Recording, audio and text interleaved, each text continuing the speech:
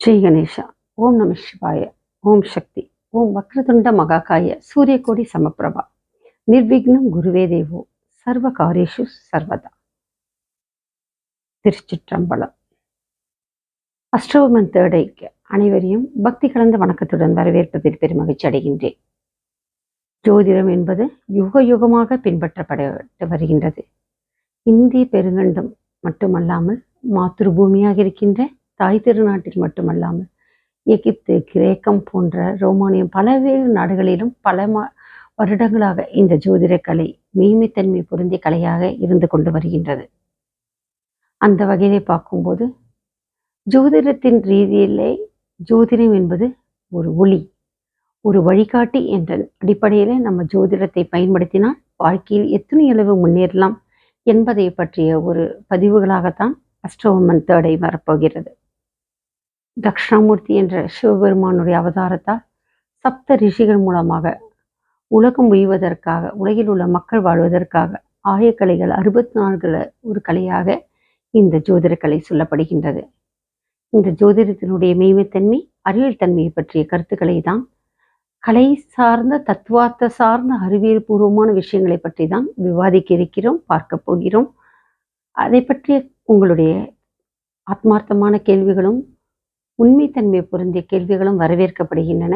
பதிலளிக்க அஷ்டோமன் தேர்டை சேனல் தயாராகுகின்றது. ஜோதிடம் ஒளி, ஜோதிடம் ஒரு வழிகாட்டி. அந்த வகையில் பார்க்கும்போது நம்ம ஏற்கனவே பார்த்துருக்கோம். திரேதாயுகம், துவாபர யுகம், கலியுகத்தில் தொடர்ந்து இந்த ஜோதிடம் இருக்கின்றது. சத்தியுகம் என்றது ஒரு யுகம், அதுதான் முதல்ல. இந்த 4 யுகம் தான் மீண்டும் மீண்டும் அடுத்தடுத்ததாக அமைக்கும். சத்திய யுகத்துல எல்லாருமே சத்தியசீலர்கள், அங்கே எதற்குமே குறைவு கிடையாது. அந்த அந்த அதற்கான விஷயங்களை பார்க்கும்போது நிறைய தத்துவார்த்தமான விஷயங்கள் இருக்கு, யுகத்தை சார்ந்த விஷயங்கள் இருக்கு. அடுத்ததாக நம்ம பார்க்கும்போது திரேதாயுகம் ராமாவதாரத்துல தான் ராவணனுடைய மகன் இந்திரஜித்தினுடைய அந்த பிறப்பு ஜனனத்தை ராவணன் எப்படி கணித்தான்ற தன்மையான கருத்துக்களை பார்த்தோம். கம்பராமாயணத்திலும் வால்மீகி ராமாயணத்திலும் அதற்கான எபிக்ஸ் எவிடன்ஸ், அதாவது அந்த மகாபாரதம், ராமாயணம் போன்ற அந்த இதிகாசங்களிலிருந்தும் நமக்கு அதற்கான எடுத்துக்காட்டுகள் இருக்கின்றன. அந்த வகையில் பார்க்கும்போது தமிழ்நாட்டிலையும் ஒரு அழகான ஒரு எடுத்துக்காட்டு நமக்கு தெரியும். சோழர்கள், பல்லவர்கள், நாயன்மார்கள், நாயக்கர்மார்கள் எல்லாருமே ஒவ்வொரு ஆட்சி காலத்திலும் சைவம், வைணவம், சமயமும், பௌத்தம் என்ற ஒவ்வொரு காலகட்டமும் ஒவ்வொரு மதமும் உயர்ந்தோங்கி நின்றது.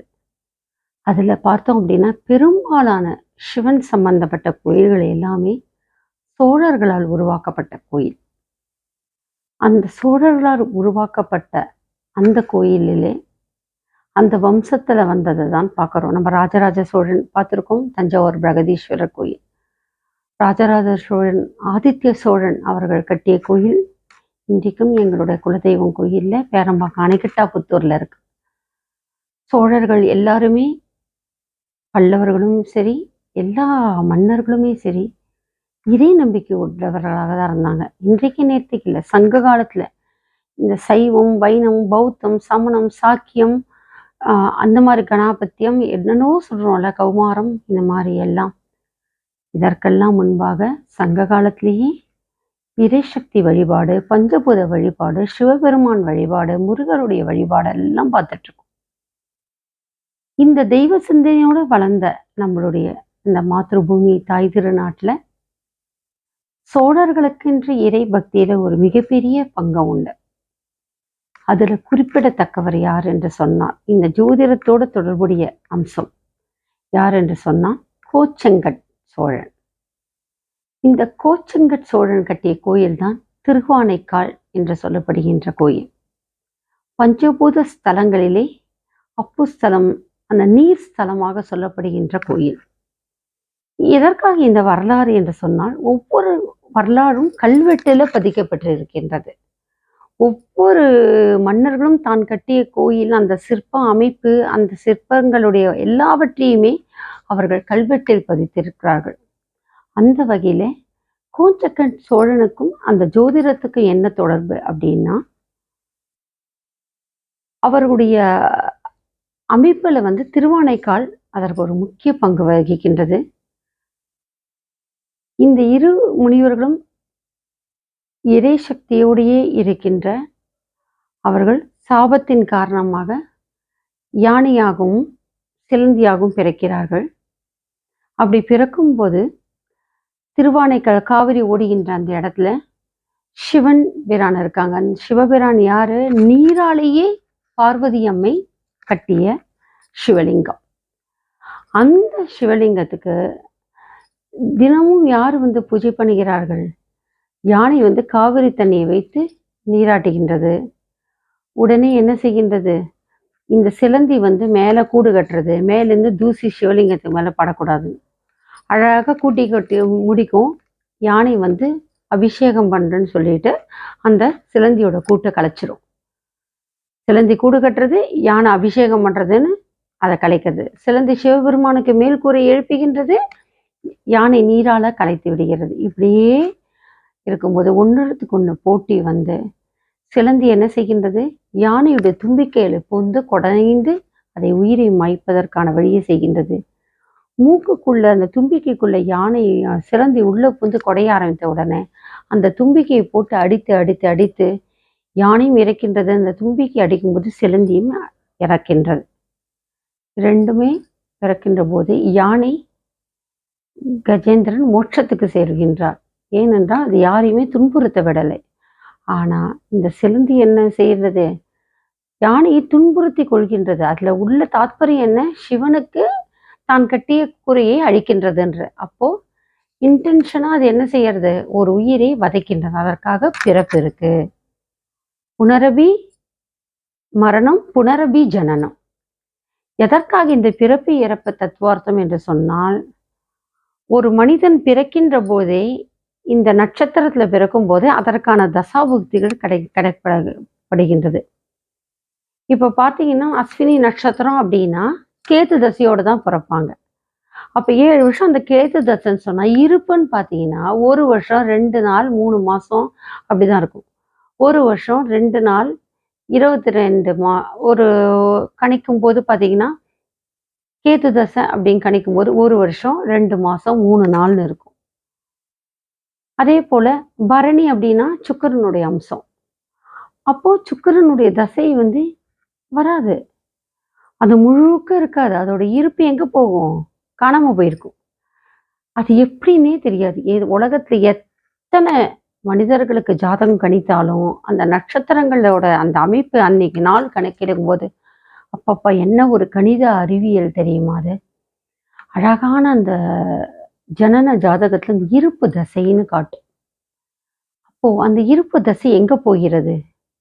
போன ஜென்மத்தோடைய கழிவு தான் இந்த ஜென்மத்தோட பிறப்பு.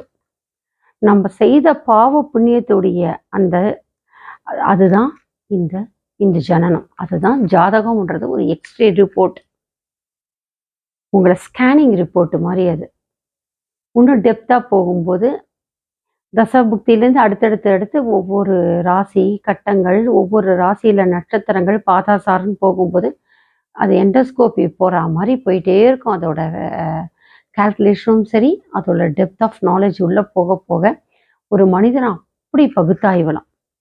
உடம்புல எத்தனை நரம்புகள் இருக்கோ, எத்தனை நாடிகள் இருக்கோ அத்தனைக்கும் ஜோதிட சம்பந்தப்பட்ட ஒவ்வொரு அமைப்பும் ஒவ்வொரு நட்சத்திர பாதங்கள் தொடர்புபட்டிருக்கு.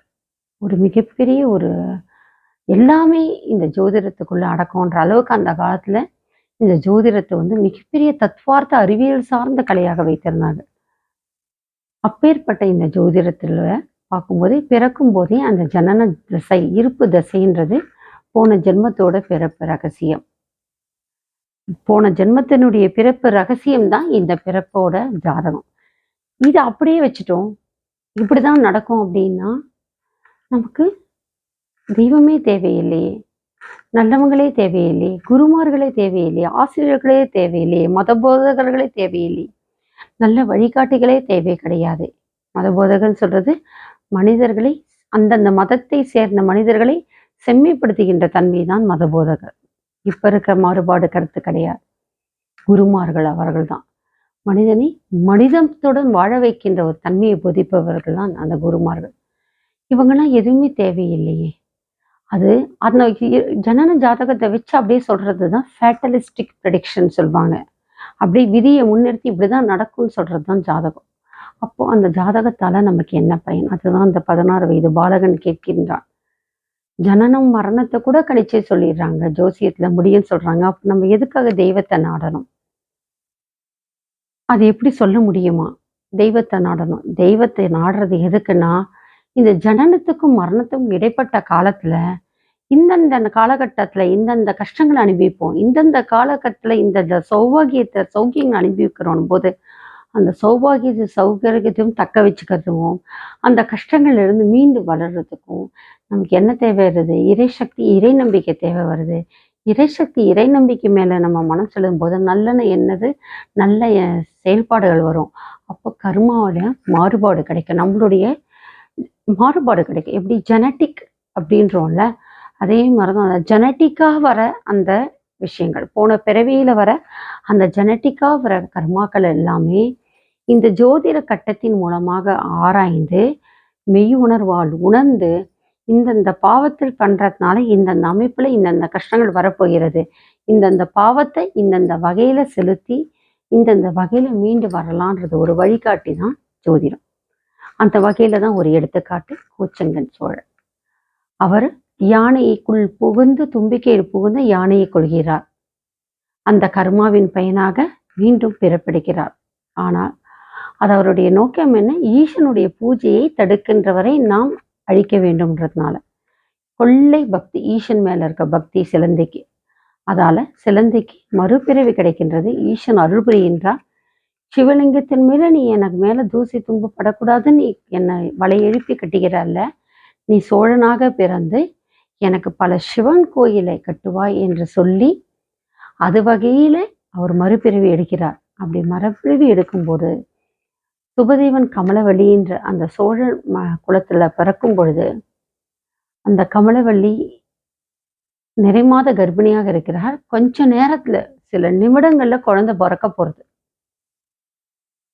அந்த குழந்தை பிறக்கிற நேரத்துல ஜோதிடர் உள்ள வருகிறார். அந்த காலத்துல வந்து ரிஷிகள்னா அரசனுடைய தொடர்பு இருப்பாங்க. ஏன்னா அரசன் எவ்வழி மக்கள் அவ்வழி, மன்னன் எவ்வழி மக்கள் எவ்வழி. அரசன் எவ்வளோக்கு அவ்வளோ நியாயமாகவும் நேர்மையாகவும் வாழ்கிறாரோன்னு அவ்வளோக்கு அவ்வளோ மக்கள் நல்லா இருக்கும்.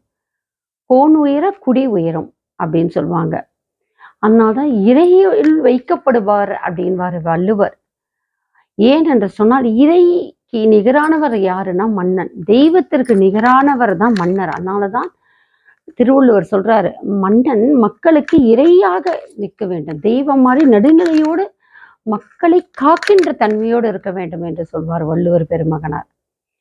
அவனால்தான் அந்த இறையாகி இருக்கின்ற அந்த மன்னனுக்கு அந்த முனிவர்கள் ரிஷிகர்கள் முக்கியத்துவம் கொடுத்தாங்க.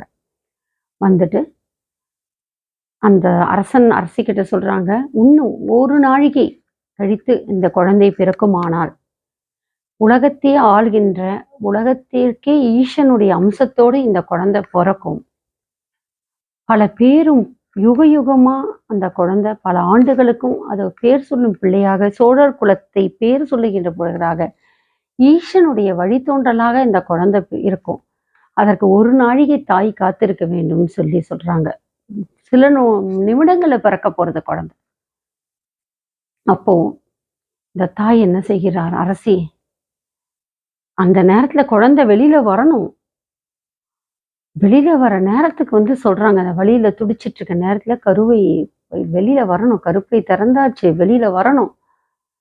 அந்த நேரத்துல ஜோதிடர் வந்து சொல்கிறார்கள். அந்த காலத்துல ரிஷிகளே ஜோதிடம் சொல்லுவாங்க. அந்த ஜோதிடம் சொல்றவங்களே ரிஷி பூர்வமா தான் இருப்பாங்க, அவ்வளோ உன்னதமா இருப்பாங்க. அவங்க சொல்லிட்டாங்களேன்னு சொல்லிட்டு சோழனும் அரசியும் என்ன செய்வதை கேட்கும் போது அரசி கமலவல்லி என்ன சொல்கிறார்? நான் என் வழியை பொறுத்து கொள்கின்றேன். அந்த ஒரு நாழிகை வர வரைக்கும் அந்த குழந்தை பூமியில் ஜனிக்காமல் நான் பார்த்து கொள்கிறேன், வழியை பொறுத்து கொள்கிறேன்னு சொல்லிட்டு தன்னோட கால்களை கட்டி தலைகீழா தொங்குறாங்க. அந்த அம்மா கீழே வந்தா தானே பூமிக்குள்ள கீழே ஜனிக்கும். அந்த பூமியில குழந்தை ஜனிக்கிற நேரம் இருக்குல்ல, அதுதான் பிறப்பு, ஜனன ஜாதகம். தாயை விட்டு குழந்தை பிறக்கின்ற நேரம். ஆனா இந்த அம்மா தன் காலை கட்ட சொல்லிட்டு தலைக்கீழா இருக்காங்க. இல்லை என்ன ஒரு அம்சம் அப்படின்னா, நம்ம யார் தடுத்தாலும் கங்கை வெள்ளம் சொம்புக்குள் அடங்காது. ஜனனம்னு வந்துடுதுன்னா யாராலும் தடுக்க முடியாது. மரணம் வந்தா யாராலும் தடுக்க முடியாது. ஜோதிடரால் கணிக்க முடியும். ஆனா நிர்ணயம் செய்வது யார் என்று சொன்னால் ஈசன். மார்கண்டேயருக்கும் ஜனனத்தை நீட்டித்தவர் யாரு அப்படின்னா சிவபெருமான் தான். அப்படி இருக்கும் பொழுது அந்த வயிற்றுல இருக்கிற குழந்தைய இன்னைக்கு அமெரிக்கால காலில் கட்டி அப்படி நிக்க வச்சு ஹாஸ்பிட்டல்ல மருத்துவமனையில செய்யறாங்க. அன்னைக்கு கோச்சங்கநாத் தாய் கமலவள்ளி என்ன செய்யறா, தன் காலை கட்ட சொல்லி தலைகீழா இருந்து அந்த ஒரு நாழிகை வரைக்கும் அந்த கருவை சுமந்து அந்த நாழிகை சென்ற உடனே குழந்தைய ஜனிக்கிறாங்க. திருப்பி தலைகீழா இருக்கவங்க கீழே படுக்க வச்சு குழந்தை ஜனிக்கிறது. ஆனா அந்த ஜனிக்கிறதுக்குள்ள அந்த மூச்சு முட்டி குழந்தை ஜனிச்சு வெளியில வருது. அந்த மூச்சு முட்டுதல் காரணமாக அந்த அம்மா இறக்குறாங்க. ஆனா இறக்கிறதுக்கு முன்னாடி அந்த குழந்தைய பார்க்கறாங்க. அந்த குழந்தை இறக்குறது அந்த அழுத்தம் கொடுத்ததுனால அந்த குழந்தையோட அந்த பிரெயின், அந்த முகம்னா இருக்குல்ல, அதில் அழுத்தி அந்த கண்ணுக்குள்ள ஆழங்கள் அப்படியே விரிவடைஞ்சு கண்ணே செவச்சவன்னு இருந்ததான் அந்த குழந்தை பிறக்கும் பொழுது. அந்த தாய் பார்க்குறாங்க, அந்த குழந்தை செவசவன்னு இருக்கிறதுனால தான் செங்கட் சோழன் அப்படின்னு பேரு. குழந்தை பிறந்ததை பார்த்துட்டு அந்த கமலவள்ளி தாய் இறக்கிறார், சந்தோஷத்தோடு இறக்கிறாங்க.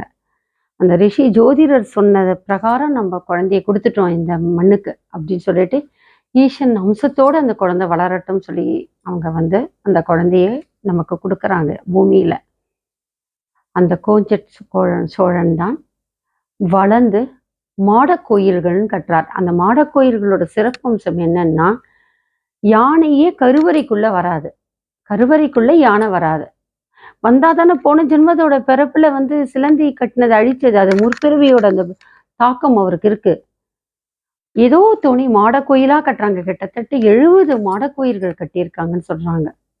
அதில் திருநாரையூர்ன்ற திருமங்கை ஆழ்வாரும் இதை சொல்லி இருக்கிறாரு. பெருமாள் கோயிலும் கட்டியிருக்காராம். பெரும்பாலும் சிவன் கோயில் தான் கோச்சங்கன் சோழன் கட்டியது. இந்த கோச்சங்கன் கோழி அந்த மாட கோயில் சிவன் அம்சம் பொருந்தி அத்தனை கோயிலும் சிவபெருமான் அருளால பிறந்த குழந்தை. இந்த நாழிகையில தான் பிறக்க வேண்டும் என்ற ஜோதிடர் கணித்ததுக்கு ஏற்ப அந்த தாயும் அந்த கருவை காத்திருந்து பூமியில தருகிறார். அப்படின்னா அதற்கான பதிவு எங்க இருக்கு? சோழனுடைய வரலாறு கல்வெட்டுல இருக்கு. கோச்சங்கட் சோழனுடைய வரலாற்றுல இருக்கு. திருவானைக்கால் கோயிலோட தொடர்புடைய அந்த சோழனுடைய அமைப்புல இதை நம்ம பார்க்கலாம். அப்போ ஒரு அரசியானவள் தன்னுடைய குழந்தை நல்ல நேரத்தில் ஜனிப்பதற்காக தன்னுடைய பிரசவ வலியும் பொறுத்து கொள்கிறாள். யார் சொன்னதற்காக? அந்த ஜோதிடர் சொன்னதுக்காக. அதே போல அந்த ஜோதிடர் சொன்ன அந்த நேரத்துல குழந்தை பிறந்து அது ஜனித்து அந்த ஜோதிடர் சொன்னது போலவே சிவன் கோயிலை கட்டி சோழனுடைய பரம்பரைக்கு ஒரு பெயர் சொல்லும் பிள்ளையாகிறார்கள். அந்த அளவுக்கு அந்த காலத்துல பெரியோர்கள் ஜோதிடரோடும் ஜோதிடத்தையும் மதித்தார்கள். ஜோதிடரும் அந்த தெய்வ சக்தியோடு கூடிய ஒரு பதிவாக உலகம் உய்விக்க, மன்னர்கள் உய்விக்க, மக்கள் உய்விக்க தான் அந்த ஜோதிடத்தையும் பயன்படுத்தினார். அதுதான் அதோட சிறப்பு அம்சம்.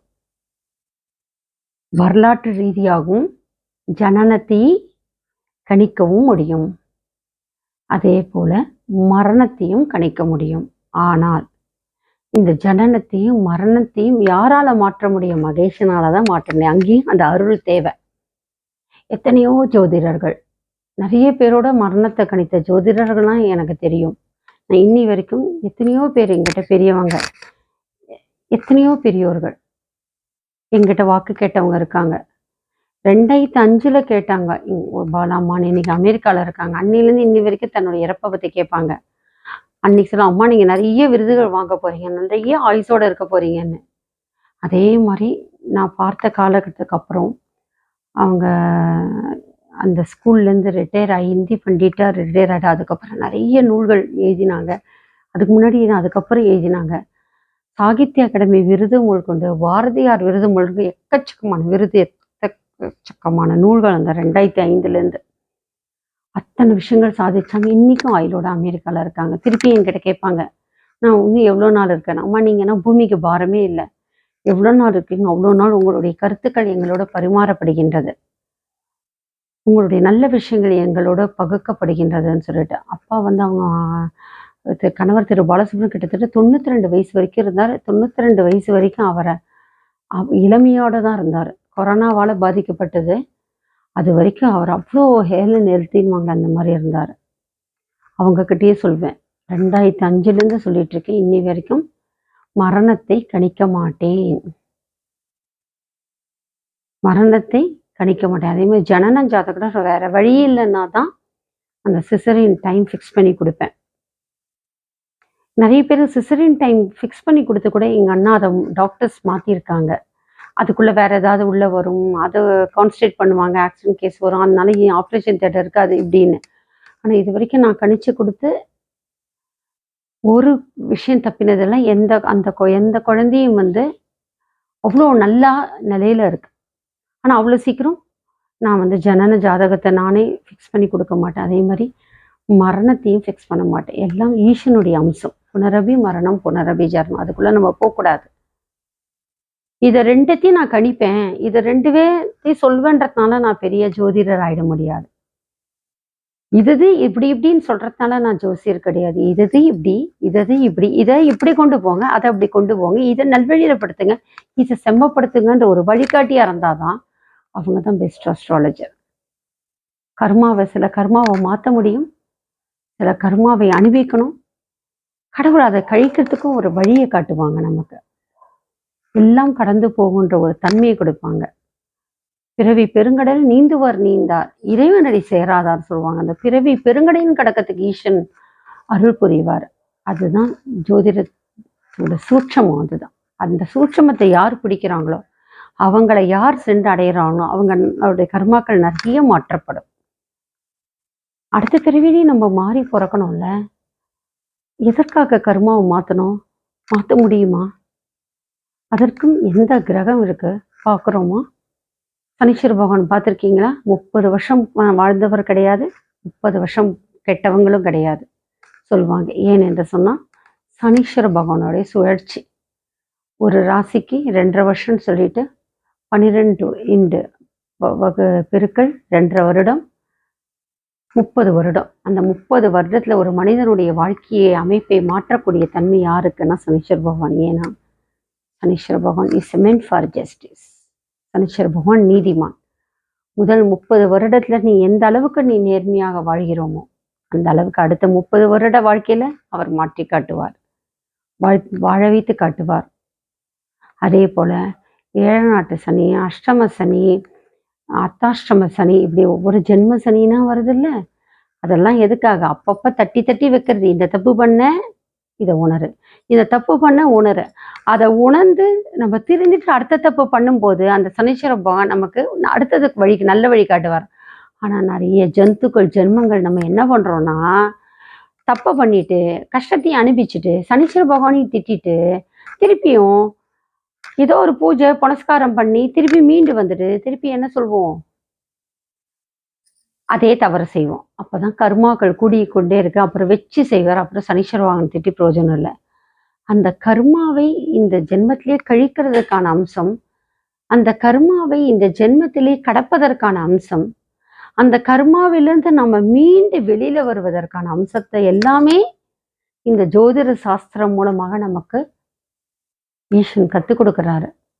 அதற்காக படைக்கப்பட்ட ஒரு தெய்வம், ஒரு கோள்கள் யார் என்றால் சனீஸ்வர பகவான். சனீஸ்வர பகவானை பற்றி பேசும்போது இதை பற்றி விஷயத்தை பார்க்க போறோம். அந்த சனீஸ்வர பகவான் யாருடைய புத்திரர்?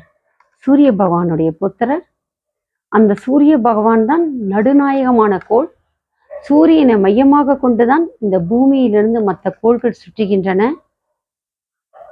யாரெல்லாம் கர்மாவை கடக்கணும்னு நினைக்கும் போது, சனீஸ்வர பகவான் கிட்ட இருந்து தப்பிக்கணும் அப்படின்னு நினைக்கும் போது சூரியனையும் நம்ம மனத்தில் நினைக்கணும். புரிஞ்சுக்கோங்க, சூரியனுடைய 2 புத்திரர்கள் சனீஸ்வர பகவான், யமதர்மர். இந்த பிறவியில நம்ம முடிப்பதற்கு காரணமாக இருப்பவர் யமதர்மர். பிறவியில அந்த வாழ்க்கைக்கான படிப்பினை கொடுப்பவர் சனீஸ்வர பகவான். சூரிய புத்திரரா இப்படி பிரியறாங்க. இவங்களை மையமாக கொண்டுதான் நம்மளோட வாழ்க்கை. ஒவ்வொரு கோள்களுக்கும் ஒவ்வொரு கோள்களாக படைக்கப்பட்ட அந்த நாயகர்களுக்கும் நம்மளுடைய வாழ்க்கை அமைப்புக்கும் நிறைய விஷயம் இருக்கு. அந்த நவகிரக நாயகர்களை படைத்தவர் யார் என்று சொன்னால் நவகிரக நாயகன் சிவபெருமான். அந்த சிவபெருமான் படைத்த நவகிரக நாயகர் நம்மளை ஆட்டி படைக்காம இருக்கும்போது அந்த கருமாவிலிருந்து காப்பாற்றுகிற ஒரு சக்தி தான் நவகிரக நாயகி. அதனால்தான் கருமாரி ஜோதிடத்துக்காரியாக சொல்லப்படுகின்றார்கள். இதை நான் உணர்ந்து ஆக்கப்பூர்வமாக நம்ம வாழ்க்கையை செய்யணும். முயற்சி திருவினையாக்கும், முயன்றால் சாதிக்க முடியும். தெய்வத்தால் ஆகாதெனும் முயற்சி தன் மெய்வர்த்த கூலி தரும். ஊழ்வினை உருந்து வந்து ஊட்டும் சொன்ன அதே வள்ளுவர் தான் தெய்வத்தால் ஆகாதெனும் முயற்சி தன் மெய்வர்த்த கூலி தரும். நம்மளுடைய முயற்சி எந்த அளவுக்கு செயல்படுகின்றதோ அதற்களவு வெற்றி நமக்கு கிடைக்கும். இது பிரபஞ்சமே பெயர்ச்சி தான். பிரபஞ்சமே ஒரு இயக்கம் தான், மாற்றம் உடையது தான். கோள்களுமே மாறிக்கொண்டே இருக்கின்றன. நம்மளுடைய எண்ணங்களும் கருத்துக்களும் செயல்களுடைய மாற்றங்களுக்கு ஏற்பதான் நம்மளுடைய வாழ்க்கையிலும் மாற்றம் நடக்கும். இதுதான் ஜோதிடத்துடைய தத்துவம். அதை உணர்ந்து யார் யார் நடக்கிறவங்களோ அவங்க அந்த கஷ்டங்கள்லேருந்து தப்பிக்கலாம். கஷ்டம் வராமல் நம்ம காப்பாற்றப்படலாம். எல்லாத்துக்கும் இறைசக்தி இறைவன் மேலே நம்பிக்கை வேணும். நம்ம ஒழுக்கம் உண்மையில் இருக்கணும். கண்டிப்பாக இந்த கோள்களை மீறி, அந்த கோள்களுடைய அமைப்பை மீறி நம்மளோட நல்ல வாழ்க்கையை நம்ம வாழ முடியும். அதற்கான ஒரு ஆசீர்வாதத்தை இந்த கோள்களும் அதற்குரிய நவகிரக நாயகனாக இருக்கிற சிவபெருமான் சிவசக்தியும் தருவாங்க. இது போன்ற தொடர்ந்து தத்துவார்த்த கருத்துக்களை அஷ்டவிமன் தேடையில் நம்ம பார்த்து கொண்டே வரப்போகிறோம். உங்களுக்கு ஜோதிடம் சம்பந்தப்பட்ட, ஜோதிடத்தின் தத்துவார்த்த மெய் உணர்வு சம்பந்தப்பட்ட எத்தனை கேள்வியாக இருந்தாலும் நீங்கள் கேள்வி கணைகளை தொடுக்கலாம். உங்கள் கேள்விகளை அஷ்டவிமன் தேடையிலே உங்களுடைய எழுத்துக்களாக பதிவிடுங்கள். அதற்கான பதிலை சொல்ல அஷ்டவிமன் தேடை காத்திருக்கின்றது. இனிய ஒரு நல்ல பயணத்தில் தெய்வீகம் கர்மா சார்ந்த பதிவுகளோட, தத்துவார்த்தமான உண்மையான விளக்கத்தோட, நேர்மையான எண்ணங்களோட நம்ம சிந்திப்போம், பயணிப்போம். அப்படிப்பட்ட நேர்மறை எண்ணம் உடையவர்கள் எல்லாம் அஷ்டவிமன் தேடை என்ற ஒரு சேனலை சப்ஸ்கிரைப் பண்ணுங்க, லைக் பண்ணுங்க, நல்ல விஷயங்களை ஷேர் பண்ணுங்க, நல்ல விஷயங்களை தெளிவுபடுத்த உங்களுடைய கேள்வி கணைகளை தொடுங்க. மீண்டும் அடுத்த ஒரு பதிவில் ஈசன் அவர்களால் சந்திப்போம்.